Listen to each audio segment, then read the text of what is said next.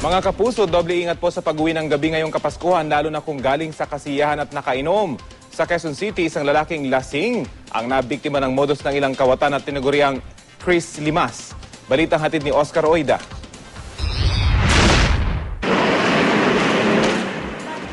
Sa lakas ng hilik, tila wala ng balak bumangon ng lalaking ito na sa amoy pa lang, tukoy mo lang na-knockout sa sobrang kalasingan. Ni hindi na nga yatin ito namalayan, wala na siyang saplot pang ibaba. Sa ganitong sitwasyon namin siya nadaanan sa bahang ito ng Quirino Highway, Barangay Sangandaan, Quezon City.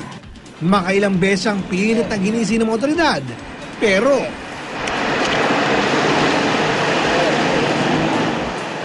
nakita namin doon na may kasamang lalakad doon. Dalawa sila. Tapos mayroong isang nakasubaybay sa likod.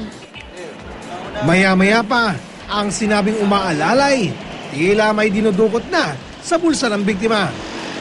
Tapos nung bandang nandito na sila, papalay ng palalayo, hinawakan yung isa. Ewan ko, may dinukot yung sa may pocket niya. Baka yun, nakuha na siguro yung wallet. Tapos iniwan nila siya dito. Tapos yun, nagkwento na lang kami doon. Hanggang nung mapadaan kami dito, andyan pa rin. Kaya gana, kaubo na.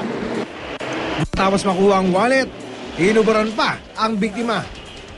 Posibleng kagagawan umano ito ng mga tinatawag na Chris Limas. Mga kawatan na ang pangunahing target umano ay yung mga umuwing lasing na lasing mula sa mga Christmas party. Siguro ngayon magki-Christmas, medyo yung pag-inom, wag muna sa ng sobra-sobra. Kasi marami na naman talaga. Buti na lang umano at di sinaktan ang biktima. At natangay man ang wallet, di naman nakuha ang kanyang cellphone.